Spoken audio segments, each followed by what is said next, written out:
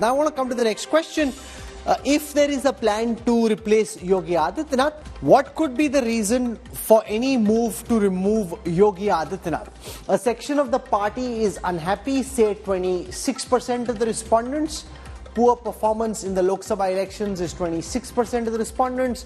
Pressure from alliance partners is 8%. All of the above is 14%. Within NDA voters, section of the party being unhappy is 31%. Poor performance in recent polls is 18%. As I said earlier, what the Congress voters think, what SP voters think doesn't matter as much, so I won't spend too much time because this is really about how the UP government of Yogi Adityanath is being performed. Let's now come to the next question. What is the party leadership's role in this row? Standing solidly behind Yogi Adityanath, say 35% of the total respondents and 47% of NDA voters. So, half the voters say they're standing solidly behind Yogi Adityanath. 29% say they're actively considering replacing Yogi Adityanath. Trying to mediate is 7%. Have left it to the state leadership is 6%. And that's the broad breakup of how the party leadership, which is Mr. Shah, Prime Minister Modi, Home Minister Shah, the BJP President Nadda ji, how do they see the role of the party leadership in this row? Will the outcome of the upcoming by-polls impact the position of Yogi Adityanath? This becomes really the litmus question. Forget any question in this PSC.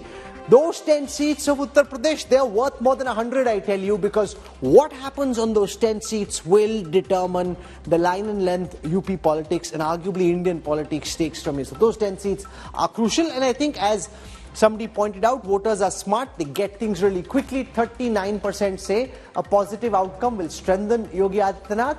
36% say a negative outcome will weaken Yogi Adityanath. You know, this is the point. Ghanshyam Tiwari was saying, oh, there is so much evidence. The only evidence we'll actually have beyond the Lok Sabha elections is the result of the by-polls. The 10 by-polls will really determine. Everything else is Hawabazi. Patangbazi, Hawabazi, call it what you will. These 10 by-polls will determine what really happens. And there, 5 are your seats, 3 are BJP seats and 2 are ally seats. So remember, that's something that voters need to remember. 5 you're sitting on, the BJP only has 3, BJP allies have 2. I think politics is a running scorecard.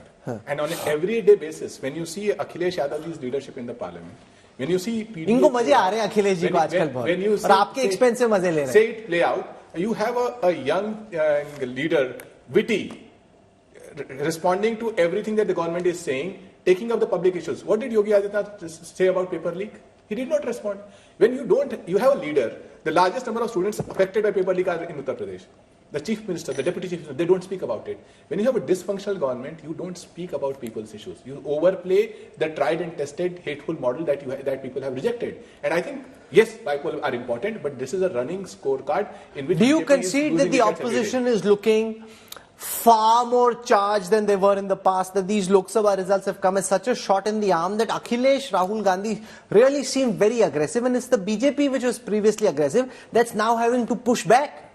It's not a matter of getting pushed back or something. Yes, the Lok Sabha results, any result for that matter, it strengthens the party morale, it strengthens the party cadre, and it changes the dynamics and flow. There's no doubt about it. I accept it. But even if in defeat, like what we have come down from 62 to 33, now our party workers, now our voters realize that what mistake we have done and what we shouldn't do. Because what is happening with their winning? Just imagine. Avdesh Prasad, we keep on talking Ayodhya, Ayodhya, Ayodhya. His right-hand man was arrested yesterday. Moin Khan or something. He has raped a 16-year-old girl, and that too from an extremely backward community. I mean, by getting empowered with the political power, this party has a character that they will just unleash their activity. Now, the people of the state will realize this. Typically, we've seen this, Yashwant Deshmukh, that the BJP tends to do badly when BJP workers are overconfident. You know, it's like the Indian cricket team. हमें मालूम है कि जीत रहे हैं तो फिर सब chill करते हैं. When they know that they have their back against their wall, is typically when the BJP has pushed back hardest they've fought, the hardest they've seen, the most energized. Now that's the hope that the likes of Ajay Alok and those in the BJP will have, that the worker will be energized. The other way of looking at it is, when the narrative slips out of your control, when the messaging goes out that the opposition is re-energized, that the government is on the defensive, and on the back foot, that narrative can have a life of its own, which makes it very difficult for the government then to push back. How do you see it play out from here? Well, Rahul, first of all, the biggest thing is that UP was a shocker in this Lok Sabha elections. If there is a 10 years long, very strong central government, that central government now on the allies support, without a majority, if there is one state which has done that is Uttar Pradesh. So to think that that kind of a shocker will not have any kind of repercussion in public perception and as far as real politics, I think that would be wrong. There would be introspection, there would be things, how BJP treats that, how public is looking at it, and how the opposition is using that narrative are two different things. But yes, one thing is very much sure, Rahul. I don't remember when was the last set of bypolls will be looked down upon with that kind of interest. When was the last time? I don't really remember. No, so Amitabh Tiwari, I read your detailed analysis on the 10 bypolls for the India Data Intelligence Unit, 5-3-2. That's the starting point score line. Based on the research that you've done and the dynamic that is developing, what's your assessment of how these are likely to play out? Amitabh Tiwari. So see, essentially, if you see the bypolls, normally the incumbent government has an upper hand in bypolls, correct? But this incumbent government is on a back foot because of pressure within the party and the alliance, questions about leadership and discussions about whom to fix responsibility upon. As Yashwantji mentioned, it's not only a loss in UP, it is the loss in UP which has pushed BJP below the majority mark. That is why the responsibility will have to be fixed, and that is why corrective measures need to be taken. It's 5-5 as of now. Even if BJP gets 6, then the momentum and the narrative starts to change. See, two things have happened. How did BJP win UP? Largely on the support of non-Yadav OBCs and non-Jatavs. These have drifted towards the Samajwadi Party alliance. Why? Because the narrative that they have a lesser share in the power pie, this was the narrative with which BJP got them onto their fold, and this is the narrative which India Bloc is using to get the voters back, because top 2 of the 3 positions are occupied by upper caste.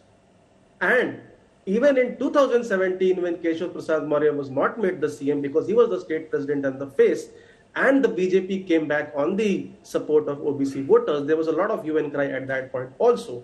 And the internal report also mentions that BJP needs to take corrective actions to stop this Agada versus Pichada politics narrative growing. And that's the challenge for the BJP here. Rajat Sethi, typically when you've got, and I'm not just talking about India or Uttar Pradesh, but when you've got a system where, there's been a vacuum of conversation or controversy because there's a tight control that's been kept, sometimes when that bottle is opened, everything that's pent up inside just comes out. Now, either it can come out and then the fizz is gone because whatever was built up is gone, and then sanity and sense is restored. The other is that it's building up for so long that then becomes the new normal.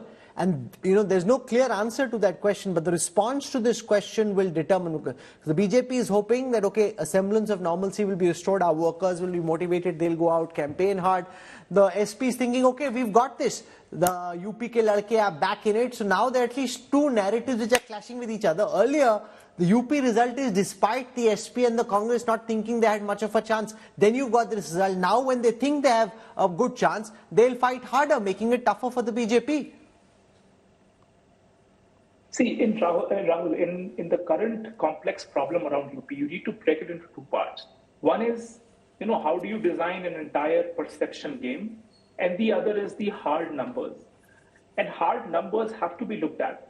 Why Bahujana Samaj Party remained relevant with its 13% to 18% vote share consistently, because it was ensuring that a counter social engineering could not be created by Akhilesh Yadav, and she always remains important,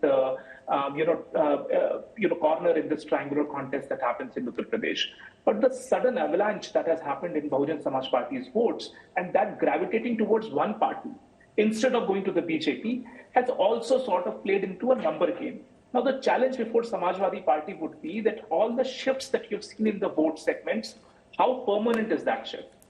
Is it that now the OBCs, the broad-based OBC umbrella, are seeing some kind of a social justice under a very, very Yadav-dominated party? Answer is no. I personally still feel that the OBC segments, especially the Patels, the Kurmis, etc., which in bulk moved and experimented going out. That's the question, Sharad Pawar. Ek baar ka gussa hai ya baar ka gussa hai? Nobody knows the answer to that. Everyone has their own theory. It could be a one-off expression of anger, or there could be a pushback against Yadav dominance as there has been in the past. Well, dominance of Yadavs is now history in the Samajwadi Party. My observation is from the way he gave tickets to candidates, you will find more non-Yadav OBCs who got elected in the Samajwadi Party at the Lok Sabha elections this time. So it's certainly that's history there. And as far as what is going on, what is concerned, is that the BJP is, because to concentrate and give so much importance to these 10 Vidhan Sabha seats in a house of 403, where the ruling dispensation already has 273, is only to target Yogi Adityanath, because his fate is linked to these 10 seats. Ideally, in any situation, in any political state, no political party would give so much importance to these 10 seats, which their 10 seats are absolutely innocuous. This importance is being given because there is some design. I see it as a design.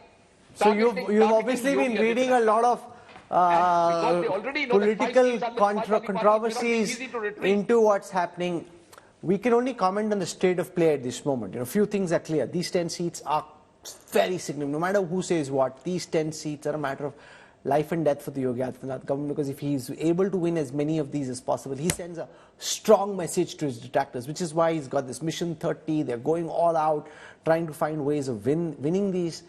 And the opposition thinks we're in with a chance. Earlier, Akhilesh and Rahul Gandhi were dispirited. Now they themselves and their workers think they have a real chance. What happens next?